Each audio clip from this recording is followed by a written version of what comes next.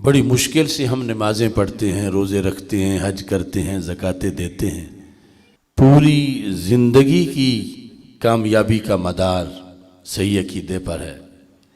اگر انسان کا 1 گھنٹہ ضائع ہو جائے اسے بڑا افسوس ہوتا ہے، اور خدا نخواستہ پوری زندگی ضائع ہو جائے تو کتنا اسے افسوس ہوگا۔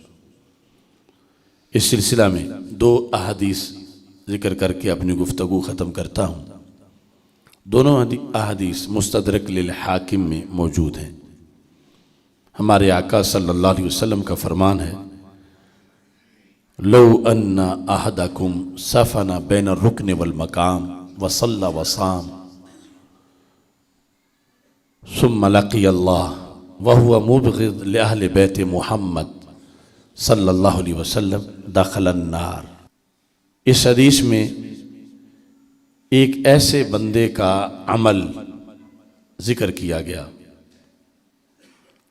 جو مسلمان کہلواتا ہے، ہندو، سکھ، یہودی، کرسچن نہیں،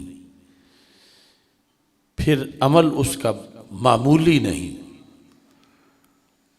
ہم میں کوئی 1000 بار کوشش کر لے تو شاید ویسا عمل نہیں کر سکتا جیسے عمل کرنے والے کا تذکرہ اس حدیث میں موجود ہے، لیکن نتیجہ اس بندے کا جہنم ہے، اتنے بڑے عمل کے باوجود۔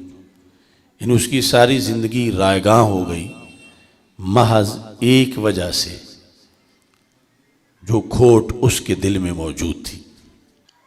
رہتا کہاں ہے؟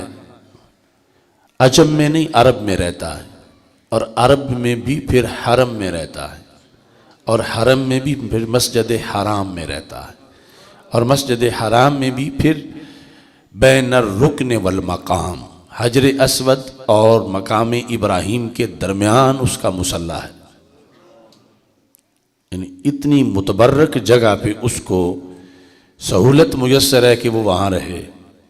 یعنی ہم تو کوشش بھی کریں تو کتنا مشکل ہے، چند دنوں کا ویزا ہوتا ہے، اس کی ساری زندگی بالغ ہونے کے بعد وہاں گزری، اسے کوئی اٹھا نہیں سکتا تھا وہاں سے۔ تو وہ کعبہ کہ جس کو صرف دیکھنے سے گناہ جھڑتے ہیں، وہ ہر وقت وہاں عبادت میں مصروف رہا۔ صافانہ ڈیرا اس نے لگایا ہوا تھا، وہاں سے آگے پیچھے نہیں جاتا تھا، کسی کھیل کود میں، کہیں رشتہ داروں کے پاس، پکا ہو کے وہیں بیٹھا ہوا تھا، نماز روزہ اس میں مصروف تھا۔ لیکن جب اس کا وفات کا وقت آیا تو مرتے ہی جہنم میں داخل ہوا۔